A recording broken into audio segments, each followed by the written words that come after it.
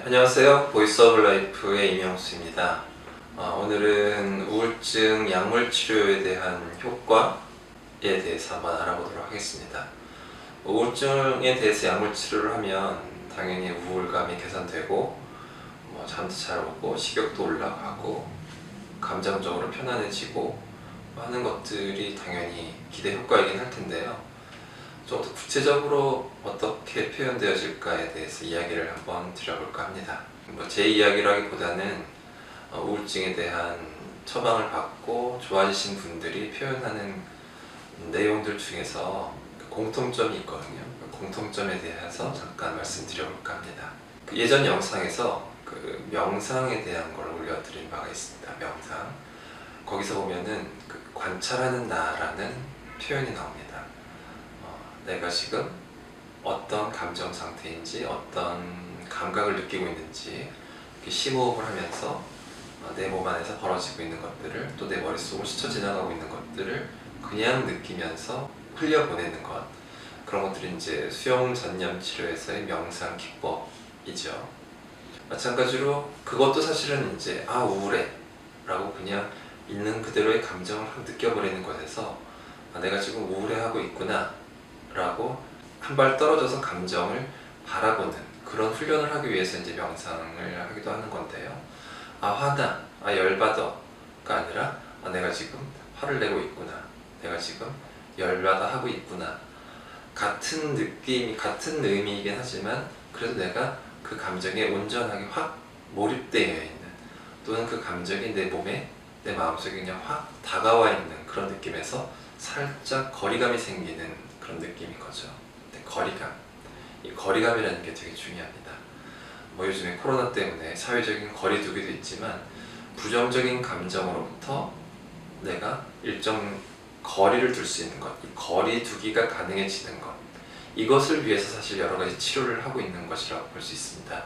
왜 그러냐 하면 사실 상황 자체는 웬만하면 변하지 않습니다.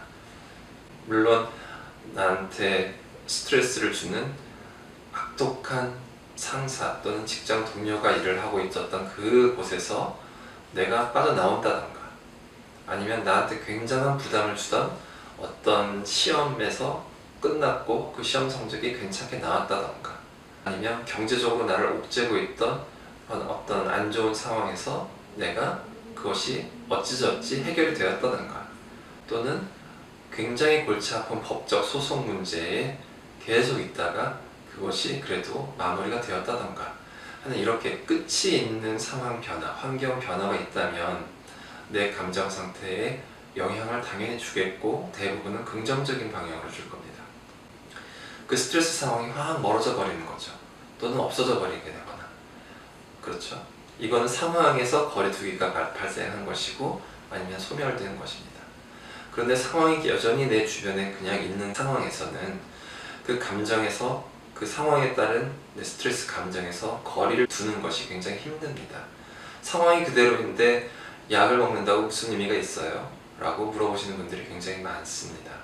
그럴 때는 알게 모르게 그 스트레스 상황에서 발생된 부정적인 감정이 내 눈앞에까지, 내 몸 바로 옆에까지 타이트하게 붙어있는 그런 상황에서 나는 스트레스를 느끼고 막 심장이 두근거린다던가 숨이 답답하다던가 막 그냥 머리가 아프다던가 하는 그런 여러 가지 감각적인 불편감부터 감정이 기복이 생겨서 울컥울컥하고 시도 때도 없이 눈물이 난다던가, 막 주변 사람들한테 그 짜증을 발산해서 내가 왜 이러고 있지 라고 하면서 스스로가 또 만족스럽지 않아진다던가, 이런 것들이 계속 이제 악순환의 형태로 돌아가고 있는 것이죠.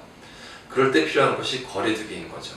상황은 그대로지만 그 상황으로부터 파생된 부정적 감정이 내 몸에, 내 마음에 바싹 달라붙어 있던 것에서 거리두기가 가능해지는 것, 이것을 위해서 사실은 모든 치료 방법들이 생기는 겁니다. 대표적인 것이 약물 치료예요.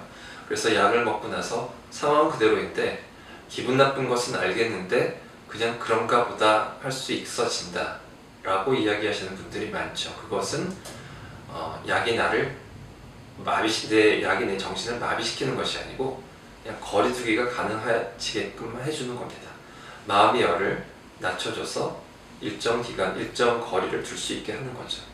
이 거리두기가 가능해지면 그 다음부터는 이 거리 사이에서 내가 무엇인가를 할 수 있는 여지가 생기게 되는 거죠. 상황을 개선할 수 있는 어떤 선순환으로 만들 수 있는 내 어떤 시도를 할 수가 있게 될 수도 있겠고, 나를 괴롭히는 감정에서 잠시 멀어져서 어떤 긍정적인 경험을 할 여유가 생길 수 있게 되기도 하겠죠. 누구를 만난다던가 아니면 내가 운동을 한다던가 또 의미 있는 활동을 할 수 있는 여유가 생길 수 있게 되겠죠. 그 거리를 활용할 수 있게 되는 겁니다. 네. 약물 치료의 의미는 사실 이런 겁니다. 그냥 스트레스 상황에서 기분을 좋게 만드는 약은 마약밖에 없어요.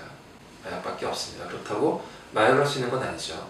그리고 그 마약이건 뭐 폭식이건 여러 가지 순간적인 공허함을 잊기 위해서 하는 그런 모든 행동들은 또 다른 허무함을 가져오게 됩니다.